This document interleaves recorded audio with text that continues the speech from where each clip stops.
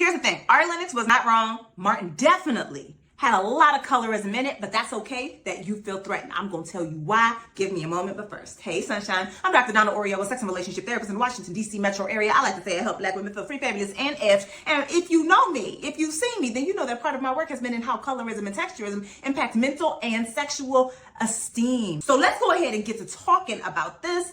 And I think that one of the things that people have been saying is that Ari done brought up this stuff. She's sensitive. She's ruining the legacy of Martin and all this other stuff. So let's start with a quick definition. Legacy. We're going to get a little OD with it. That's what I say. I like to operationally define a term so that we can make sure that we are on the same page. Now, getting OD with it in this space, legacy simply means the lasting impact of something. It's about the lasting impact of a particular event or piece of art or whatever the thing is that took place in the past. Martin took place in the past. It has a legacy. It gave us a lot of stuff, but part of what it gave us is colorism.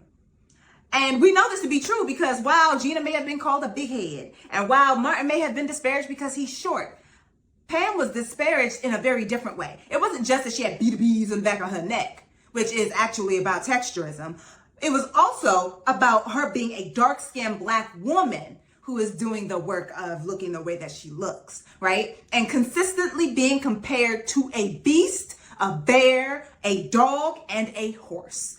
That is the dehumanizing factor in colorism. The ism implies the system. There are systems of oppression specifically for dark-skinned Black people. It does not go in reverse. So the only person really having the colorism thing against them in the show was Pam. Particularly because colorism impacts men and women, dark-skinned men and women, very differently. And he wasn't giving all that smoke to Tommy. He wasn't giving all that smoke to Cole. He was giving that smoke to Pam. Now, I digress because what I want to get into is why we might feel threatened, why we might be feeling some type of way, why we might be ready to tussle with Ari Lennox in her comments. Here's the thing.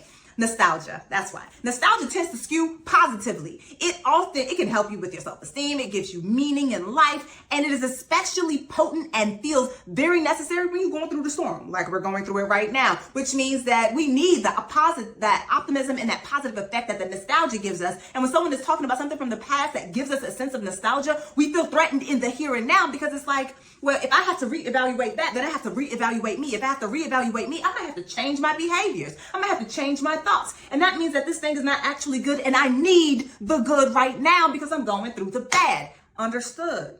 Beloved, understood. And I understand that a lot of people we're coming left, sideways, front ways, back ways, whatever, saying, hey, the things that we are doing, the things that we have said in the past are not okay. And it feels like we're picking apart the pieces of the stuff that made us who we are. And it gives us that sense of nostalgia. The thing is, you don't get to feel good while somebody else gets oppressed. Okay?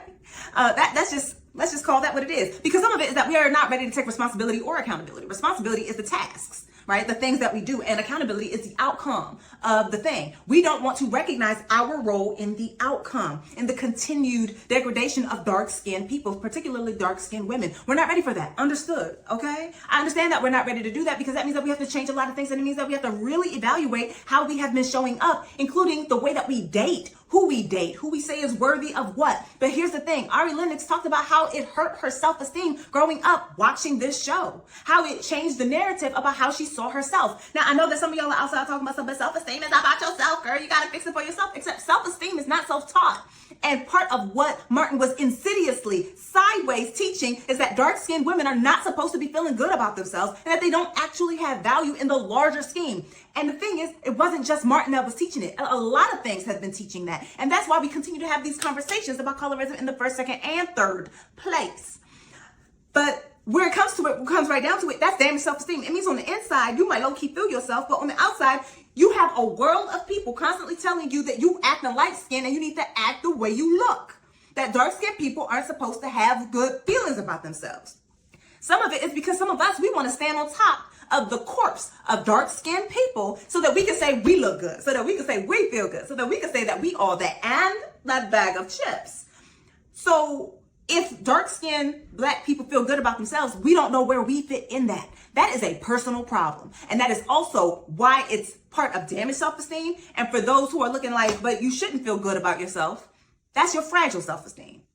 I talk about it in this book here that I'm going to put on the screen. Drink Water, Mind Your Business. Go ahead and get you a copy at the link in the bio. The point is this. We know that there's a cost to good. Stevon Lewis said this in one of the episodes of my podcast, Desire Dialogues with me, Dr. Donna. And what he said was, in order for us to do better, there is a cost to doing it. And for some of us, it's not worth the cost. Looking at Martin and picking it apart, for some of us, is not worth it, because picking apart Martin, seeing the things that were harmful and no good in the show, means that we also have to then see what seeds were planted within us that we helped to bloom and grow in the way that we interacted with dark-skinned others, including ourselves. I recognize that is scary work. I know that is sometimes beyond the capacity for us to do right now when we are looking at and experiencing so much bad. And yet, you could Octavia Butler this shit. And by the end, you could Trisha Hershey this shit. And what I mean by that is that you can take the time to think, to imagine something new about what could be. The question is whether or not you're ready to take responsibility and accountability for that dream and put that shit into action. Is it worth it to you?